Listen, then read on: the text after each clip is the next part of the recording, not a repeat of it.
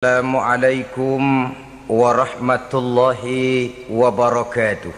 Waalaikumsalam warahmatullahi wabarakatuh. Bismillahirrahmanirrahim. Alhamdulillahi rabbil alamin. Wal aqibatu lil muttaqin. Wala udwana illa 'alal zalimin. والصلاة والسلام على أشرف الأنبياء والمرسلين إمام المتقين سيد الغر المحجلين وعلى آله وأصحابه المجاهدين الطاهرين أما بعد. Saudara-saudara kaum muslimin rahimakumullah. Nabi Musa alaihi salam adalah salah seorang nabi yang termasuk di dalam kelompok ulul azmi, 5 di antara yang terbesar. Beliau mendapat gelar kalimullah, artinya rasul yang pernah diajak dialog langsung oleh Allah subhanahu wa ta'ala. Seperti yang kita maklum bahwa di zaman Nabi Yusuf alaihi salam, beliau membawa serta seluruh keluarganya untuk tinggal di Mesir. Maka berkembang biaklah keturunan Bani Israel di tanah Mesir. Sampai di zaman pemerintahan Ramses II yang merasa khawatir dengan semakin banyaknya keturunan Bani Israel di Mesir akan menghancurkan kekuasaan daripada kerajaannya. Ramses II inilah yang kita kenal sebagai Fir'aun di zaman Nabi Musa alaihi salam. Maka terjadilah kemudian kebijaksanaan yang tidak bijaksana. Orang-orang tua dari Bani Israel dikerjakan secara paksa, membangun bangunan-bangunan mercusuar. Kemudian bayi-bayi dari Bani Israel dibunuh. Orang tuanya disuruh kerja paksa, bayi laki-lakinya dibunuh. Dengan target agar Bani Israel hapus dari permukaan bumi ini. Tetapi kehendak Allah pasti juga akan terjadi. Maka lahirlah Nabi Musa alaihi salam, yang kelahirannya disembunyikan oleh orang tuanya dari pengetahuan umum. Namun bagaimanapun disembunyikan, kekhawatiran itu datang juga di hati ibu Nabi Musa alaihi salam. Allah kemudian memberikan ilham kepada ibu daripada Nabi Musa. Masukkan anakmu ke dalam satu peti, hanyutkan di sungai Nil. Itu dilakukan oleh ibu Nabi Musa alaihi salam. Dimasukkannya bayi Musa ini ke dalam peti, ditutup rapat, dihanyutkan di sungai Nil. Kemudian ibu tadi memerintahkan saudara perempuannya untuk mengikuti kemana peti ini hanyut di bawah arus sungai Nil. Adapun peti ini kemudian hanyut dibawa oleh arus sungai Nil memasuki istana Fir'aun. Maka permaisuri atau istri daripada Fir'aun melihat peti hanyut itu, diperintahkan tentaranya untuk mengambil peti tadi. Manakala peti terbuka, berisi seorang bayi laki-laki yang sangat mungil, sangat gembiralah istri daripada Fir'aun. Diusulkannya kepada suaminya agar bayi laki-laki tadi diambil saja, dijadikan sebagai anak angkat, dipelihara dan dibesarkan dalam istana. Fir'aun menerima usul daripada istrinya. Maka sejak saat itu dijaga, dipelihara dan dibesarkanlah Nabi Musa alaihi salam di lingkungan istana Fir'aun laknatullah alaihi. Begitulah ia memasuki masa remajanya, tumbuh sebagai anak angkat daripada Fir'aun dengan segala fasilitas yang serba cukup di dalam istana Fir'aun. Sampai pada masanya di mana ia kemudian menyadari bahwa ia sebenarnya bukan dari keturunan orang-orang Mesir, tapi berasal dari keturunan Bani Israel. Sehingga satu hari ketika ia keluar dari istana, ia bertemu dengan orang yang sedang bertengkar Satu dari keturunan Bani Israel, satu lagi dari orang Mesir. Musa membantu orang Israel ini melerai perkelahian, tapi kemudian Nabi Musa memukul orang Mesir tadi, dan memang hebat, sekali pukul mati. Saudara-saudara, tidak sengaja Nabi Musa itu hanya memukul, memberikan peringatan, tapi mati. Ini disembunyikan oleh Nabi Musa, tapi bagaimanapun disembunyikannya, akhirnya toh tahu. Apalagi Fir'aun sejak awal memang sudah mendapat firasat. Jangan-jangan inilah yang banyak diramalkan oleh dukun-dukunku, ahli nujum di istanaku, bahwa akan lahir seorang anak laki-laki dari keturunan Bani Israel yang akan menghancurkan kekuasaanku, memusnahkan kerajaanku. Jangan-jangan ini orangnya. Sejak hari pertama menemukan bayi Musa, Fir'aun sudah punya firasat ke arah itu. Tapi karena kalah oleh desakan istrinya, maka diterimalah Musa untuk dibesarkan di dalam lingkungan istana. Sehingga akhirnya oleh karena perasaan bersalah ini, Nabi Musa melarikan diri. Melarikan diri dari istana Fir'aun setelah nyata-nyata bahwa dia memang keturunan Bani Israel. Melarikan dirilah Nabi Musa alaihi salam keluar dari Mesir menuju negeri Madian. Di dalam pengembaraannya, saudara-saudara, di satu lembah, Nabi Musa ketika itu belum menjadi nabi. Pemuda Musa ketika itu sedang beristirahat. Dari kejauhan dilihatnya orang sedang berdesak-desakan. Rupanya adalah pengembala-pengembala kambing yang akan mengambil air dari dalam sumur.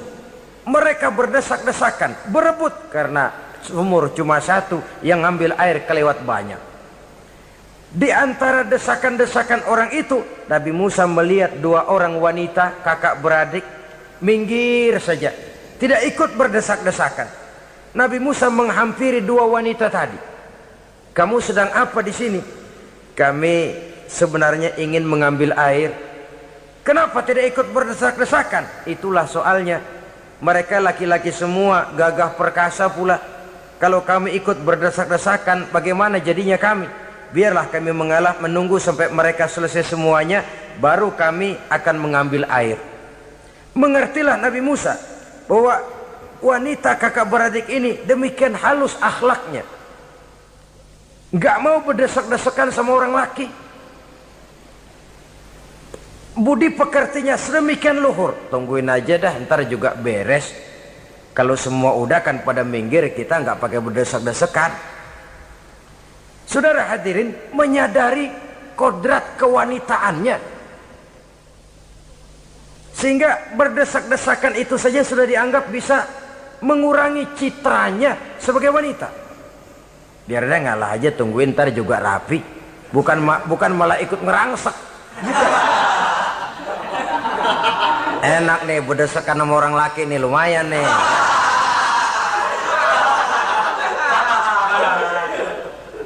Sepintas itu saja sudah cukup bagi Nabi Musa, pemuda Musa, untuk menilai akhlak daripada wanita itu tadi.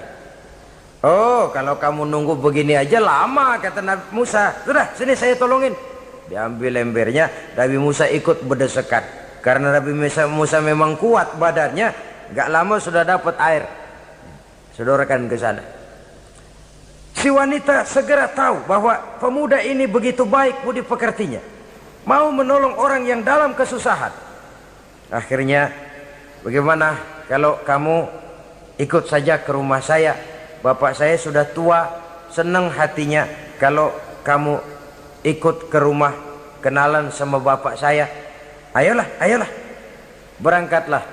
Dalam perjalanan, si wanita ini berjalan duluan, Nabi Musa di belakang. Kemudian Nabi Musa bilang, sebentar, saya duluan, kamu belakangan. Kenapa rupanya?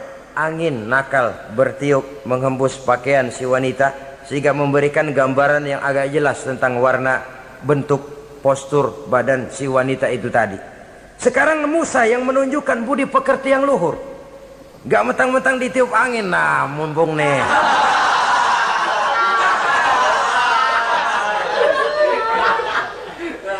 Rezeki nih, kapan lagi nyari yang begini ya? keduanya sudah menunjukkan satu akhlak yang sangat luhur. Dan manakala sampai di rumah si wanita kakak beradik tadi, diceritakanlah halnya bahwa dia ditolong oleh seorang pemuda. Inilah orangnya. Sangat bersukacitalah hati orang tua kedua wanita itu tadi.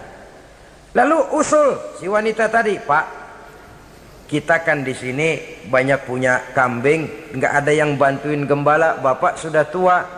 Kalau ini orang kita minta tinggal di sini saja, gimana Pak? Ya terserah kamulah. Akhirnya Nabi Musa tinggal di sana. Menurut satu riwayat 8 tahun ikut mengembalakan kambing. Dan orang tua tadi tidak lain adalah Nabi Syuaib alaihi salam, yang pada akhirnya kemudian Nabi Musa dikawinkan dengan wanita itu tadi. Setelah berumah tangga, Nabi Musa ingat kembali bahwa ia sesungguhnya keluar dari Mesir karena menghindarkan diri. Bahwa kaumnya Bani Israel hidup di Mesir itu tertindas di bawah rezim kekuasaan Fir'aun yang zalim. Dikerjakan secara paksa, wanita dipermalukan, bayi-bayi laki-laki dibunuh. Tergerak hatinya. Dia sudah enak, punya mertua bijaksana, punya istri cantik, hidup tenang sebagai pengembala kambing. Tapi nurani kebangsaannya berontak. Saya tidak boleh bersenang-senang sementara bangsa saya ditindas. Saya tidak boleh menari di atas bangkai saudara saya. Saya tidak boleh tersenyum di atas penderitaan saudara-saudara saya. Saudara-saudara saya Bani Israel merintih di bawah penindasan Fir'aun. Saya harus membebaskan mereka. Diceritakanlah hal ini kepada mertuanya. Wah, ya, kalau pakai bahasa mertua, saya mau kembali ke Mesir. Untuk apa Musa? Untuk menyelamatkan saudara-saudara saya Bani Israel yang masih dalam cengkraman kezaliman rezim Fir'aun. Saya harus membebaskan mereka. Ya kalau memang itu tekadmu nak, berangkatlah. Bapak mengiringimu dengan doa. Berangkatlah Nabi Musa bersama istrinya. Sampai ketika beliau sedang istirahat di satu lembah, dari kejauhan beliau melihat ada api menyala. Beliau berkata kepada istrinya, kau tunggu di sini. Tidak lama saya akan kembali. Saya akan menghampiri api itu. Berangkat Nabi Musa ke arah api menyala tadi. Makin didekati makin terang sinarnya. Sampai kemudian terdengar suara, ya Musa, inni ana rabbuka fakhla' na'laik. Innaka bil wadil muqaddasi tuwa wa ana ikhtartuka fastami' lima yuha. Wahai Musa, akulah Tuhanmu, bukalah terompahmu. Sesungguhnya engkau berada di satu lembah yang disucikan bernama lembah tua. Aku telah memilihmu Musa, dan sekarang dengarlah apa yang diwahyukan kepadamu. Pada saat itulah turun wahyu pertama, dan resmilah sudah Nabi Musa diangkat menjadi Rasul oleh Allah Subhanahu wa ta'ala di satu lembah di Bukit Tursina. Apa wahyu yang pertama turun? Bunyinya, innani anallah la ilaha illa ana fa'budni. Sesungguhnya aku inilah adalah benar-benar Tuhanmu, tidak ada Allah selain daripada aku, maka hendaklah engkau hanya beribadah menyembah kepadaku. Ini umum saudara. Semua Rasul yang diutus Allah, inilah ajaran prinsipnya. Anallah la ilaha illa ana, akulah Allah Tuhanmu, tidak ada Tuhan lain selain Allah. Semua Rasul membawa ajaran ini. Oleh sebab itu, bukan hanya sekadar percaya kepada Tuhan saja yang penting. Sudahlah, pokoknya kan percaya kepada Tuhan. Iya, Tuhan yang mana?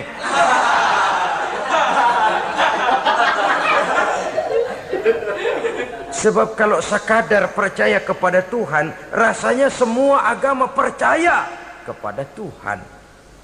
Begitulah orang Hindu percaya kepada Tuhan, tapi Tuhan menurut mereka Trimurti, Wisnu, Siwa, Brahma. Orang Buddha percaya kepada Tuhan, tapi Tuhan dalam pandangan mereka ada Tuhan kecil Hinayana, ada Tuhan besar Mahayana. Orang Majusi juga percaya kepada Tuhan, tapi Tuhan dalam pandangan mereka ada Tuhan kebaikan namanya Ahriman, ada Tuhan kejahatan namanya Ahura Mazda. Orang Nasrani juga percaya kepada Tuhan, tapi Tuhan kata mereka dalam bentuk Trinitas, Tuhan Anak, Tuhan Bapa, Ruhul Kudus. Ini semua Tuhan dalam pandangan mereka. Jadi kalau sekadar percaya kepada Tuhan, percaya kepada Tuhan, percaya kepada Tuhan, Tuhan yang mana? Itu yang prinsip. Itu yang prinsip. Sebab salah kita dalam mempercayai Tuhan, kita akan terjebak ke dalam penyakit. Kalau tidak kufur, syirik. Dan dua-dua itu bapak moyangnya dosa. Sebab itu Islam menyelamatkan kita masyarakat manusia. Ya ayyuhan nasu ubudu rabbakumul ladzi khalaqakum. Hai manusia, Tuhanmu yang perlu kamu sembah itu hanyalah Tuhan yang telah menciptakan kamu. Dan itu tidak lain adalah Allah yang lam yalid wa lam yulad wa lam yakul lahu kufuwan ahad, yang laisa kamitslihi syai'un. Ia tidak beranak, ia tidak diperanakkan, dan ia tidak bisa diserupakan dengan apapun. Dialah Allah itu. Begitu wahyu yang diberikan kepada Adam, kepada Nuh, kepada Ibrahim, kepada Yusuf, bahkan kepada Musa alaihi salam. Innani anallah la ilaha illa ana fa'budni.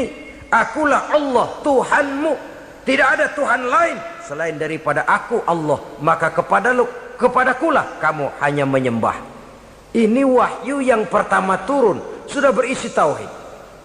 Jadi hakikatnya agama Yahudi, saudara, adalah agama tauhid, agama monoteis, agama yang mengajarkan hanya ada satu Tuhan untuk seluruh alam, dan Tuhan itu adalah Allah subhanahu wa ta'ala. Sebab itu syahadat orang Yahudi bunyinya begini: Shema Yisrael Yahweh Elohenu Yahweh Echad. Ini syahadatnya orang Yahudi. Itu perbedaan bahasa Suryani Ibrani dengan bahasa Arab. Kita Isma itu bahasa Arab, dia Shema. Isma, Shema. Shema Yisrael Yahweh Elohenu Yahweh Echad. Ahad Echad.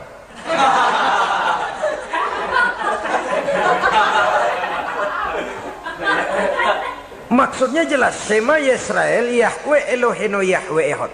Dengarlah hai Israel, Tuhan kita ialah Tuhan yang Esa. Yahweh kata mereka, Tuhan kita ialah Tuhan yang Esa. Esa tunggal, tidak beranak, tidak diperanakkan. Kalau masih beranak, masih diperanakkan, jangan Esa disebut, sebab dia masih berbilang. Dan maha suci Allah daripada sifat berbilang. Jadi asas dari seluruh misi yang dibawa oleh Rasul yang 25 itu sama, tauhid inti ajarannya. Setelah tauhid, wa aqimis sholata li zikri, dan dirikanlah solat untuk mengingat aku. Jadi solat pun diwajibkan kepada Nabi Musa. Cuma teknisnya yang berbeda. Bagaimana solat di zaman Nabi Musa, bagaimana solat di zaman Nabi Sulaiman, bagaimana solat di zaman Nabi Muhammad. Prinsipnya sama, solat, solat, solat. Teknisnya yang berbeda. Di zaman Nabi Sulaiman konon solat itu tidak pakai ruku, tidak pakai sujud, diri saja. Makanya Nabi Sulaiman itu menurut riwayat meninggalnya dalam posisi berdiri. Artinya apa? Dalam keadaan solat beliau itu. Bukan diri ngejedek kayak kita nungguin bus, bukan.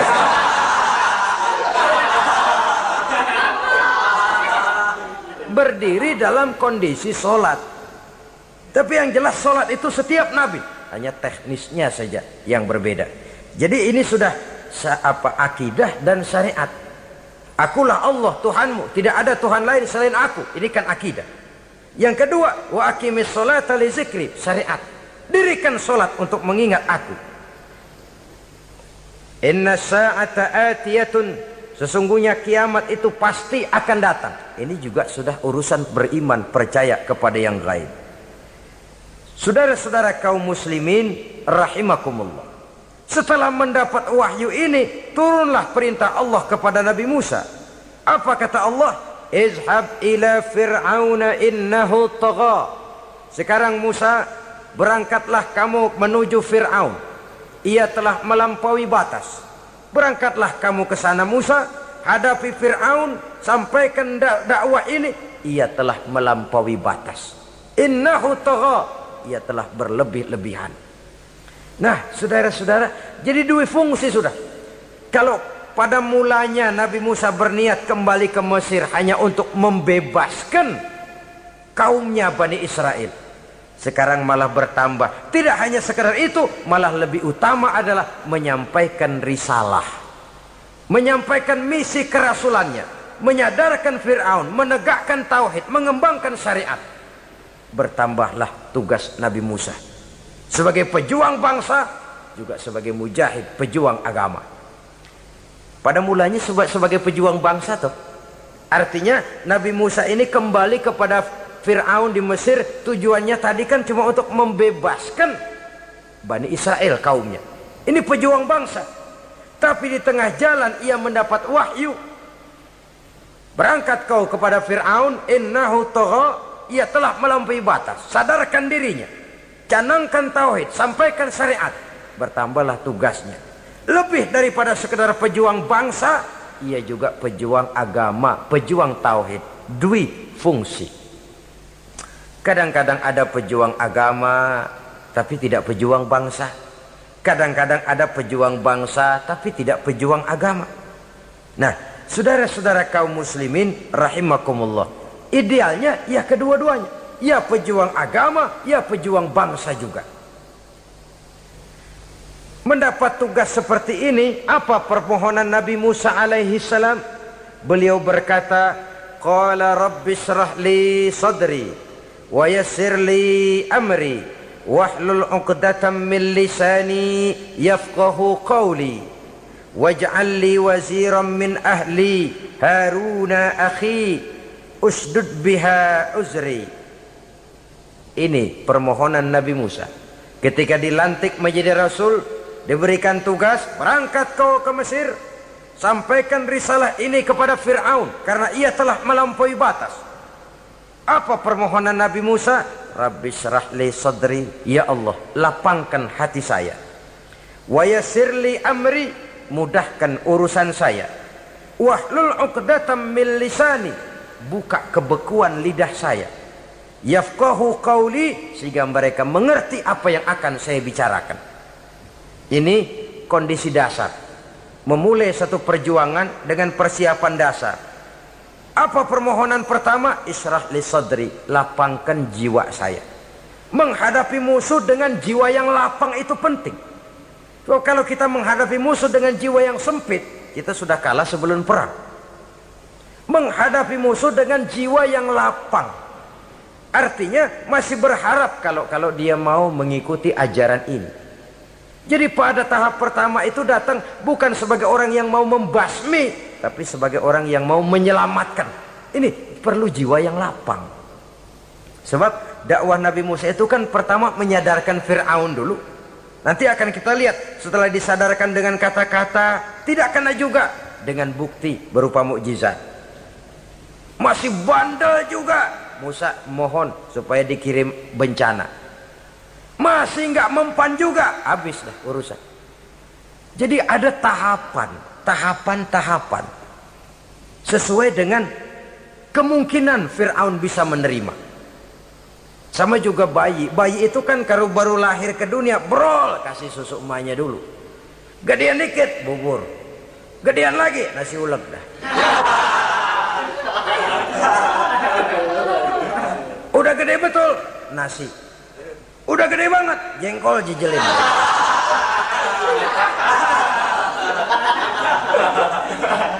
Jadi ada semacam tahapan. Kalau begitu lahir dikasih jengkol kan habis.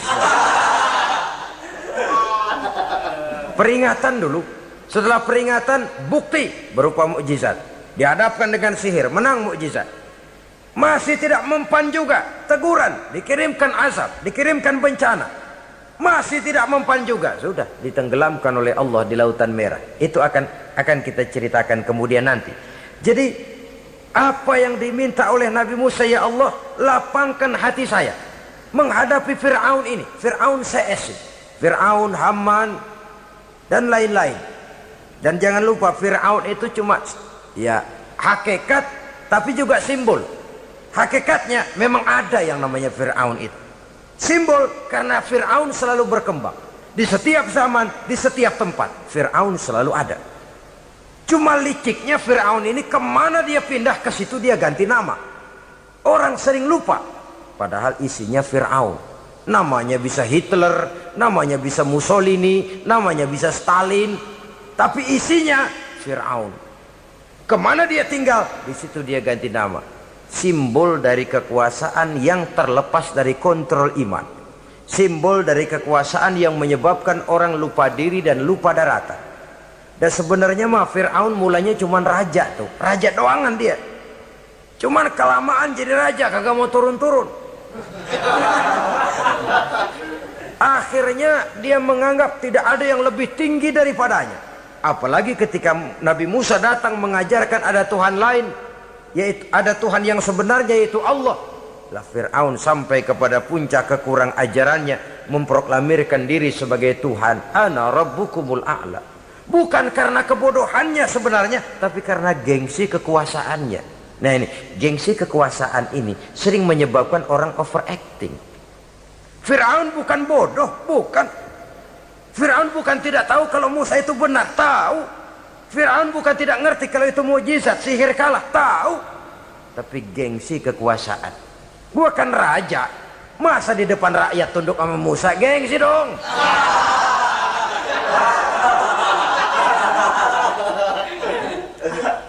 Cobalah lihat, gengsi kekuasaan sering membuat orang mau menginjak-injak kebenaran, mau membohongi hati nuraninya sendiri, mau membohongi kolbinya, hatinya. Padahal itu sudah, orang kalau sudah hatinya sendiri dibohongin, apalagi orang lain, sudah manusia paling kejam itu.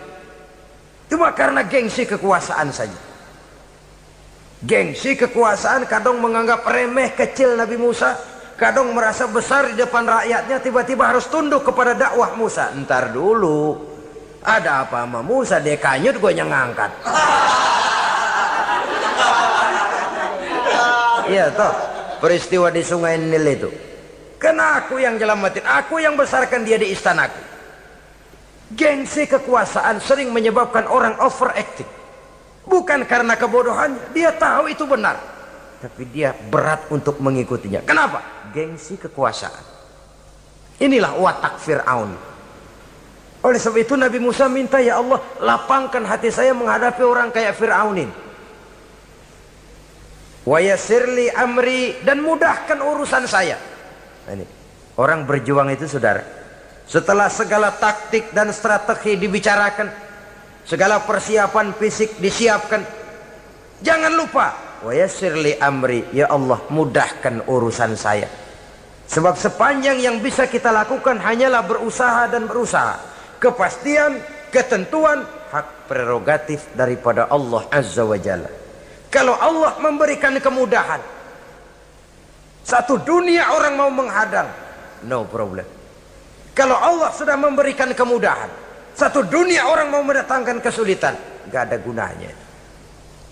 Wa yassirli amri, mudahkan kiranya urusan saya ini ya Allah. Karena sudah terbayang oleh Musa. Pertama, faktor psikologis. Bagaimanapun Fir'aun itu kan bapak angkat sendiri. Ya orang kalau nasihatin orang lain barangkali nggak terlalu jadi beban moral. Tapi kalau sudah menasehati orang yang pernah mengasuh dan membesarkan dia, itu kan beban moral. Sulit posisi ini. Apalagi kekuasaan mutlak berada di tangannya, tentaranya gagah perkasa. Wa yassirli amri, mudahkanlah urusan saya ya Allah. Lapangkan hati, mudahkan urusan. Saudara-saudara kaum muslimin rahimakumullah. Permohonan yang ketiga dari Nabi Musa, setelah minta dilapangkan hati dan dimudahkan urusan, wahlul 'uqdatam min lisani, bukalah kebekuan lidahku. Satu riwayat menjelaskan bahwa Nabi Musa memang agak gagap kalau bicara. Riwayat lain menjelaskan bahwa beliau agak sedikit cadel. Tapi yang jelas, minta agar dibukakan kebekuan lidah. Ini mengandung satu pelajaran. bahwa cara menyampaikan sesuatu akan sangat menentukan sesuatu itu sendiri. Sesuatu yang baik, kalau salah cara kita mengucapkannya, salah cara kita menyampaikannya, jadi tidak baik kesan orang. Ini soal ucapan. Soal hati itu Allah saja yang tahu. Tapi kan orang sebelum tahu hati ini, omongan yang didengar, tingkah laku yang dilihat. Maka ini yang diminta oleh Nabi Musa alaihissalam. Misi risalah ini berat, menyampaikan pesan ilahi ini tidak ringan. Kalau salah saja ngomong akan timbul kesalah pengertian. Oleh sebab itu, wahlul 'uqdatam min lisani, bukalah kebekuan lidah saya ini supaya lancar bicara untuk menyampaikan yang hak, menghancurkan yang batil. Cara kita menyuguhkan sesuatu sangat menentukan sesuatu itu sendiri. Saudara datang ke rumah saya, yang saya suguhkan cuma segelas teh pahit dan singkong goreng, tapi kalau dengan kata-kata yang menyentuh, enak didengar telinga, nggak berasa tuh singkong goreng. Sebaliknya yang disuguhkan makanan mahal, mewah, lezat, caranya kasar, omongannya nggak enak didengar. Maka anda sikat abisin deh, gue tahu lu lapar, abisin deh.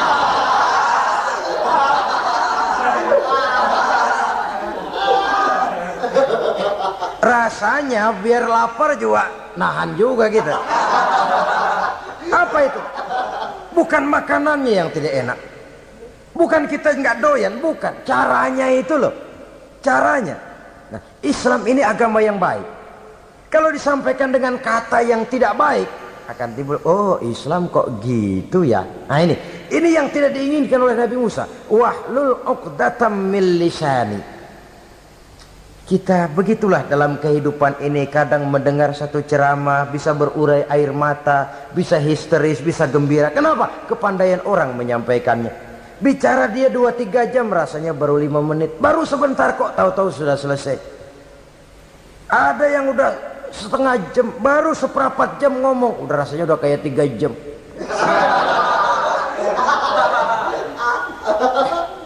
Kita udah berbisikkan, udah dah. Wahlul 'uqdatam min lisani. Targetnya apa? Yafqahu qauli, agar mereka memahami. Tentu lawannya agar mereka tidak salah mengerti, agar mereka tidak salah paham. Sebab kalau misi ini diterima dengan salah paham, dakwah tidak nyambung. Maka ini doa banyak dibaca, diamalkan oleh orang-orang mimbar yang sering pidato. Lapang hati melihat kerumunan orang banyak, tapi nggak dak-dikduk, nggak kena demam mimbar. Udara dingin tapi keringat, baju basah. Saudara hadirin yang saya hormati, lalu permohonan yang selanjutnya daripada Nabi Musa alaihissalam, waj'al li waziran min ahli, dan jadikanlah bagiku seorang pembantu dari keluargaku. Siapa? Haruna akhi, dia tidak lain adalah saudaraku Harun. Usdud biha uzri, akan saya limpahkan kepadanya segala beban-beban yang saya derita. Artinya orang berjuang perlu teman, nggak bisa sendirian. Nggak, bagaimanapun hebatnya kita tetap memerlukan bantuan daripada orang lain. Sendiri memang lebih baik daripada berteman orang jahat. Tapi berdua lebih baik daripada sendiri. Bertiga lebih baik daripada berdua. Makin banyak makin baik. Untuk satu persoalan yang besar memerlukan kebersamaan. Begitulah Nabi Musa memberikan contoh. Saya tidak bisa berjuang sendiri, saya minta dibantu oleh saudara saya Harun. Jadikan dia pembantu saya, tempat saya membagi suka dan duka dalam perjuangan ini, tempat saya bercerita, tempat saya mengeluh, tempat saya melarikan persoalan. Sebab beban hati itu akan berkurang kalau kita ada tempat kita bercerita. Nah, saudara-saudara, berangkatlah Nabi Musa ke Mesir, kemudian mulai menyampaikan dakwahnya kepada Fir'aun laknatullah alaih. Fir'aun mendengar Musa datang kembali, kemudian terjadilah forum dakwah itu. Apa kata Fir'aun? Musa, kamu kemana saja? Saya pergi ke Madian. Apa yang kamu lakukan? Begini, begini, begitu. Kamu melarikan diri? Pada mulanya iya. Dan sekarang apa maksud kamu datang kembali ke Mesir? Semula saya ingin membebaskan kaum saya Bani Israel. Lalu saya kemudian menerima wahyu dari Allah. Ditugaskan, diperintahkan langsung oleh Allah Sang Maha Komandan untuk datang menemui Tuhan, menyadarkan Tuhan dari kesesatan selama ini. Siapa Allah itu Musa? Allah adalah Tuhan saya dan Tuhan juga dan Tuhan seluruh alam ini. Baru nih Musa, saya baru dengar nih ada yang begini nih. Tuhanlah pakai nggak kelihatan, Tuhanlah cuma satu, yang Tuhannya banyak aja masih kelaparan.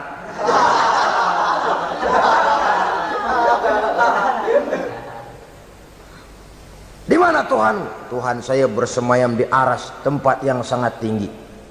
Hei Haman, kata Fir'aun kepada perdana menterinya, bikin menara yang tinggi, bikin rakyat kerja paksa lagi, bikin menara tinggi. Naik Fir'aun ke atasnya, ngelepas panah dari atasnya.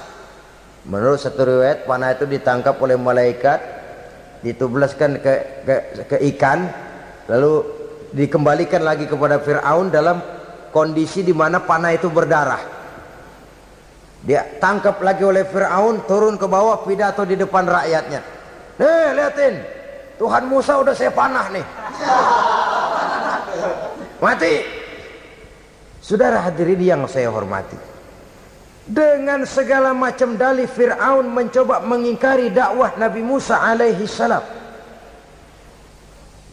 Baiklah Musa, andai kata kamu benar, apa buktinya? Tuhan mau apa? Kamu sanggup menandingi tukang sihir saya? Insya Allah. Ayo kumpul tukang sihir, kumpul. Kumpulkan tukang sihir, dilepaskan tali-tali kecil, berubah jadi ular mengejar Musa. Musa oleh Allah difirmankan, lemparkan tongkatmu Musa. Musa melemparkan tongkatnya. Tongkat Musa kemudian berubah menjadi ular besar yang menerkam ular-ular kecil tadi. Habis itu ular kecil ciptaan tukang sihir Fir'aun. Begitu hebat mukjizat yang diberikan Nabi Musa, dan Fir'aun tahu itu mukjizat, tapi dia ingkar juga, tidak mau beriman. Sudah nyata bukti, sudah jelas saksi, dia tetap ingkar. Akhirnya Nabi Musa berdoa memohon kepada Allah, Rabbana innaka ataita fir'auna wa mala'ahu zinatan wa amwalan fil hayatid dunya. Wahai Allah, sungguh engkau telah memberikan kepada Fir'aun dan para pembesarnya zinatan, segala macam perhiasan, wa amwalan, dan segala macam harta benda, fil hayatid dunya, di dalam kehidupan dunia ini.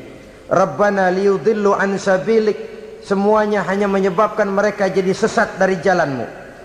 Rabbana tmis ala amwalihim, ya Allah binasakanlah mereka di dalam hartanya. Wasdud ala qulubihim, tutuplah pintu hatinya. Fala yu'minu hatta yarawul azabal alim, mereka tidak akan beriman sampai mereka melihat azab yang sangat pedih. Sudah dibuktikan dakwah baik-baik tidak mempan, bukti berupa mukjizat tidak kena, sampai dikirimkan teguran berupa berbagai macam bencana masih tidak juga beriman. Akhirnya Nabi Musa memutuskan, kalau begitu menyelamatkan kaum dululah.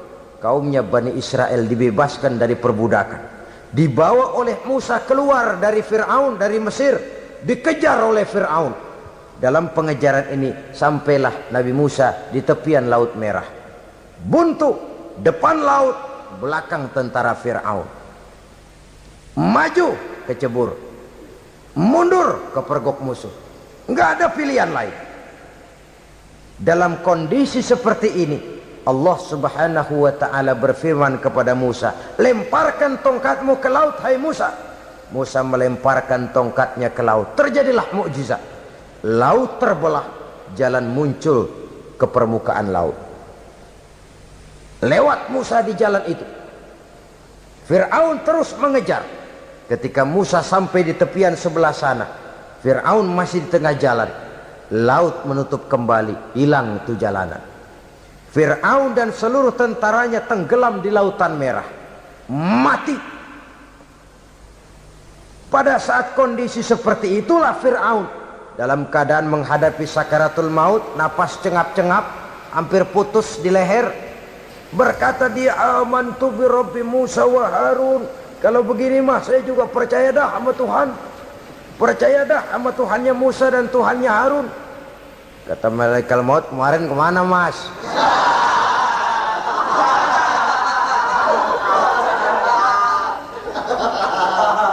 Sudah gini hari baru mau percaya, terlambat. Akhirnya Fir'aun mati, tapi badannya utuh. Allah berjanji, wa kadzalika nunajjika bi badanika litakuna liman khalfaka ayah. Kami selamatkan badanmu Fir'aun agar menjadi pelajaran bagi orang-orang sesudah kamu nanti. Fir'aun mati tapi badannya selamat terdampar di tepi pantai oleh rakyat Mesir. Wah, ini raja kita nih, raja kita ketemu hidup mati.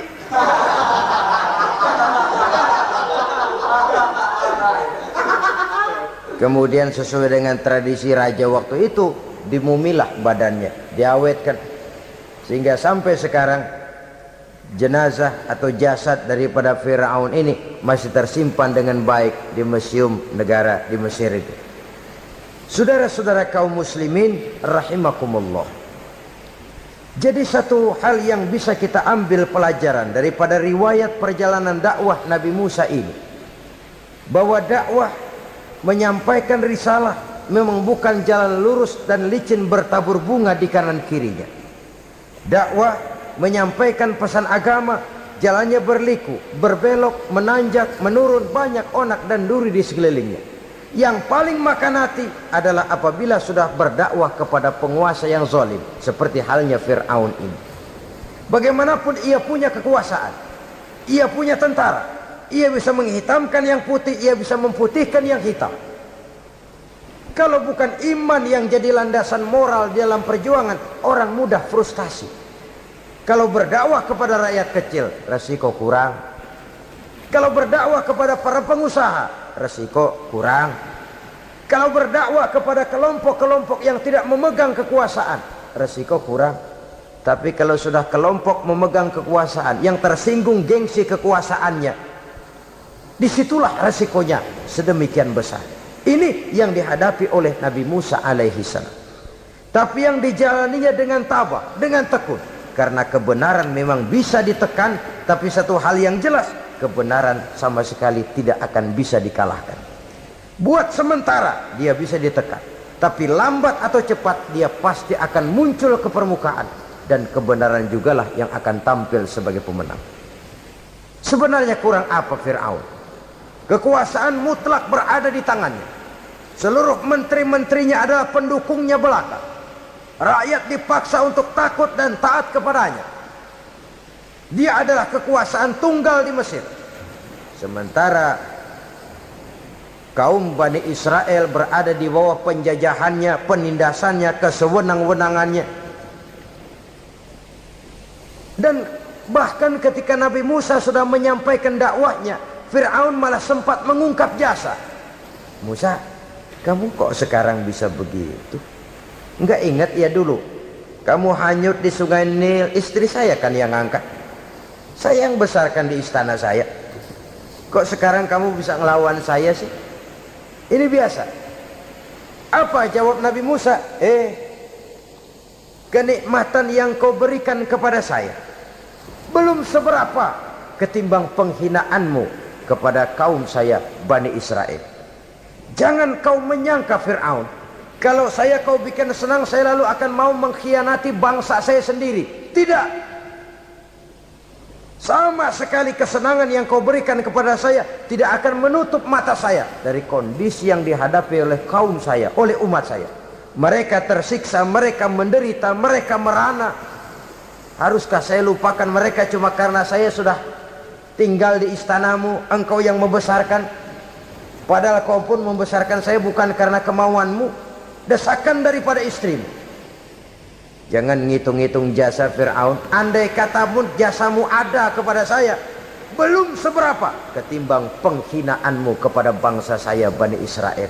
Di situ Nabi Musa menunjukkan sifat nasionalisme yang sangat tinggi, rasa nasionalisme yang sangat mendalam. Kadang-kadang kan orang ya seperti di zaman penjajahan Belanda, karena diangkat jadi tuan tanah, bangsanya sendiri diinjak-injak. Karena diangkat jadi centeng dikit dah, kumis mbaplang dah, bukan main. Bangsanya sendiri diinjak-injak. Fir'aun mengingatkan ini, kalau cara kita lo gede di sini, makan di sini, segala macam di sini dah, masa lupa kacang sama kulitnya. Kasarnya mah lu bisa begini nih Musa, nih gue yang rawatin lo. Saya yang menjagamu, mengangkatmu dari sungai Nil. Masa sekarang sudah gede begini kamu mau berhadapan dengan saya? Punya pikiran dong dikit kalau cara kita. Mikir dong, mikir. Dulu lagi kayu di Nil, siapa yang angkat? Musa tidak membantah. Betul itu Fir'aun, betul. Tapi apalah artinya semua itu ketimbang penghinaan yang engkau berikan kepada bangsa saya. Saya tidak mungkin menari-nari di atas bangkai umat saya. Saya tidak mungkin bersenang-senang di atas penderitaan kaum saya. Dan saya tidak mungkin senyum ceria di atas derita daripada kaum saya. Dengan tidak melupakan jasamu, saya tidak akan merubah pendirian saya. Saya ingin membebaskan penjajahan. Saya ingin membebaskan kaum saya Bani Israel dari belenggu penindasan. Kalau engkau sudah tidak mau mendengar dakwah yang saya sampaikan, tidak mau bertuhan Allah, tidak mau menyembah kepadanya, tetap dengan keangkuhan dan kesombonganmu sekarang ini, okelah, berjalanlah dengan keyakinanmu. Tapi saya harus membebaskan kaum saya Bani Israel. Saudara-saudara kaum muslimin rahimakumullah, itulah jalan dakwah, jalan menyampaikan risalah agama, risalah Islam. Sekali lagi, bukan jalan lurus bertabur bunga, tapi agama memberikan ajaran, balighu anni walau ayat, sampaikan dari aku walaupun cuma sekedar satu ayat saja. Tugas ini memang mulia tapi berat. Tugas ini memang terhormat tapi penuh resiko. Ya kalau menyampaikan asal sekedar menyampaikan, sudahlah, pokoknya nyampein, percaya syukur kagak, udah dah. Bukan cuma sekadar itu, ada semacam tanggung jawab moral. Maka kondisi dasar yang dilakukan oleh Nabi Musa, permohonan yang tadi itu, ya Allah lapangkan hati saya. Jalan ini penuh onak dan duri, berliku, menanjak, menurun. Banyak halangan, tentangan, rintangan dan fitnahan. Kemudian mudahkan urusan saya. Menentang kekuasaan Fir'aun bukan perkara ringan, bukan urusan main-main. Menentang raja yang sedang berkuasa, kekuasaannya mutlak, otoriter pula, diktator murni Fir'aun itu. Mudahkan urusan saya menghadapi jalan ini ya Allah. Karena tidak mungkin menurut otak. Mana bisa kata kebiasaan, impossible kata rasio. Kalau Allah mau memudahkan, semua jalan akan terbuka dengan mudah. Tapi kalau Allah yang mempersulit, bagaimanapun matangnya perhitungan strategi, taktik, rencana, program, planning, kalau Allah mempersulit, jalan itu akan jadi buntu jadinya.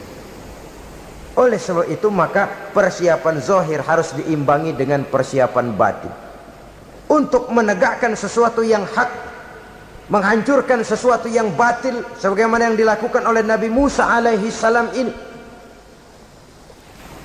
Dan segala macam tantangan dihadapi oleh Nabi Musa. Kau menyampaikan risalah bahwa engkau Rasul? Ya. Kau punya bukti? Siap. Apa buktimu? Ini, tongkat dilempar jadi ular, tangannya dimasukkan ke saku baju, lalu dikeluarkan bersinar gemerlapan, lebih sinar dari lampu merkuri. Sampai Fir'aun silau dibuatnya beras. Sudah Musa, sudah, masukkan tanganmu lagi, masukkan tanganmu lagi. Dia tahu, dia sadar itu bukan sihir, tapi lagi-lagi gengsi kekuasaan. Sehingga pantas kalau Nabi pernah bersabda, afdalul jihad kalimatu haqqin inda imamin jair. Jihad yang paling besar adalah mengucapkan kebenaran di depan penguasa yang zalim. menyampaikan kebenaran di hadapan penguasa yang zalim. Tapi kan berat, saudara, sulit, apalagi kalau belum apa-apa udah ngeri. Udah jangan dah.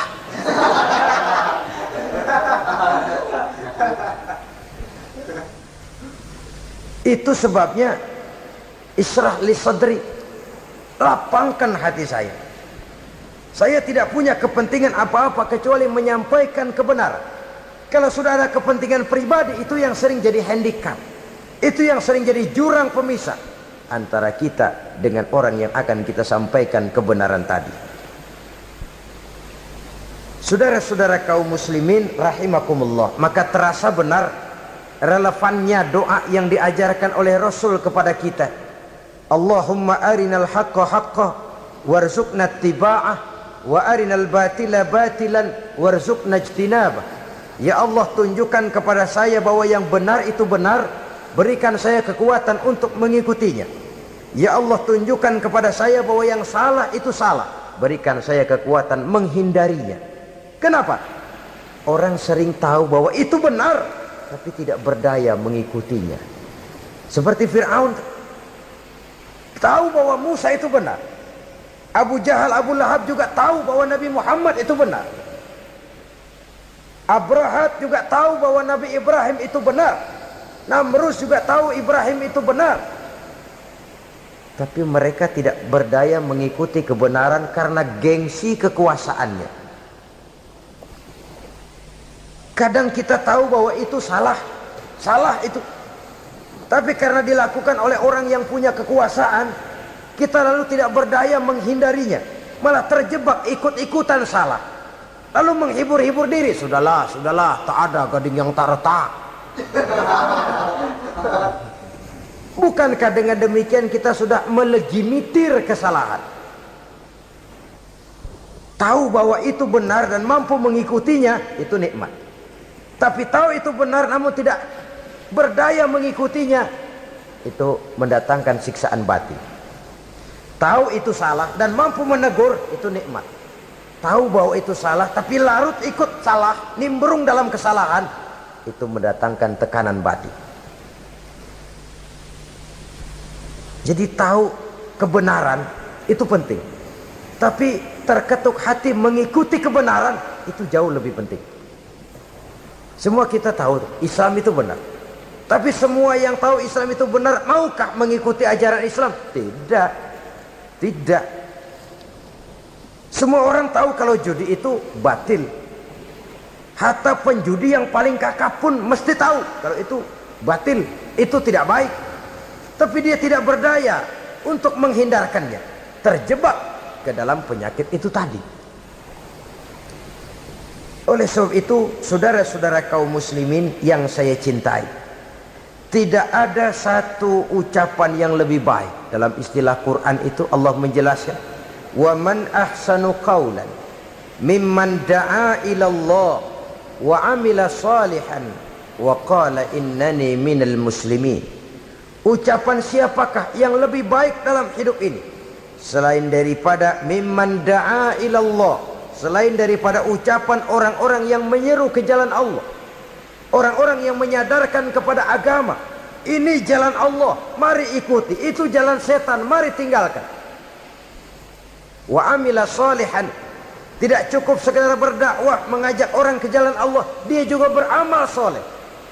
Dia bangun rumah sakit, dia bangun madrasah, dia bangun masjid, dia makmurkan majelis taklim, dia santuni yatim piatu. Wa qala innani minal muslimin, seraya berkata, saya termasuk orang yang berserah diri kepada Allah. Da'a ila Allah wa amila salihan wa qala innani minal muslimin. Menyerukan manusia ke jalan Allah, beramal soleh, dakwah bil hal kata orang sekarang. Kemudian mereka pada akhirnya berkata, kami adalah sekelompok orang-orang yang sudah berserah diri kepada Allah. Segalanya diserahkan kepada Allah. Lahirlah kedamaian rohani, ketegaran pribadi, ketentraman batin di dalam dia melaksanakan tugasnya. Kalau tidak, maka nanti ya tuh orang kan gua ajak baik-baik nyuruh sembahyang, ngapa gua dimusuhin? Dipikirin, kurus dah. ampek gaya dah. Makan hati. Soal orang mau beriman atau tidak itu bukan urusan kita. Tugas kita hanya sekedar penyampai. Tugas Rasul hanya sekedar penyampai. Kalau dakwah sudah disampaikan, metode sudah disusun, pendekatan sudah baik, tapi orang tidak mau beriman, Allahumma inni qad ballaghtu, ya Allah sudah saya sampaikan, ya Allah sudah saya peringatkan, ya Allah sudah saya sampaikan, ya Allah sudah saya tegur. Kalau toh tetap begitu juga, sudah saya sampaikan ya Allah. Di sana ke lapangan lalu tumbuh. Jadi dengan kata lain, kita hanya berusaha, hidayah adalah di tangan Allah. Oleh sebab itu, kita ini termasuk yang bersyukur telah mendapat limpahan hidayah ini. Kalau kita lihat Fir'aun CS, termasuk Haman, Perdana Menterinya, dan seluruh bala tentaranya, kurang apa? Mereka lihat mukjizat. Mereka saksikan kebesaran Allah. Di dunia juga mereka sudah dikirim bencana, teguran kepada mereka, entah tidak juga beriman. Dan strategi Nabi Musa mula-mula dialog, diajak ngomong, diajak bicara, diajak mikir, tukar pikiran. Allah itu begini-begini, oh tidak bisa, iya begini-begitu. Masih tidak percaya juga, dibuktikan mukjizat. Tongkat jadi ular, tangan bisa mengeluarkan sinar. Masih ingkar juga, keluar doanya nih. Doa yang ada dalam surah Yunus ayat 88-89. Rabbana tmis ala amwalihim, ya Allah cukup dah. Seruan sudah disampaikan, peringatan sudah diberikan, mukjizat sudah mereka lihat, tapi nggak juga mau beriman. Buresin aja harta bendanya dah. Habisin aja, habisin dah. Dikasih perhiasan kehidupan dunia. Innaka ataita fir'auna wa mala'ahu zinatan wa amwalan. Dikasih harta, kesenangan dunia, bikin sesat. Habisin aja dah. Wastud ala qulubihim, hatinya empat dah. Udah dipatri, udah nggak mempan apa-apa. Udahlah ya Allah. Wala yu'minu hatta yaraul azabal alim. Rasanya mereka memang nggak bakal mau beriman kalau belum melihat azab yang sangat pedih. Dan memang setelah timbul tenggelam, napas mau sekarat, baru beriman. Terlambatlah sudah. Nah, saudara-saudara kaum muslimin rahimakumullah, bagaimana akhir daripada perjalanan Nabi Musa ini, insya Allah akan kita bicarakan pada pertemuan berikutnya. Terima kasih atas perhatian saudara. Mohon maaf atas segala kekurangan. Wassalamualaikum warahmatullahi wabarakatuh.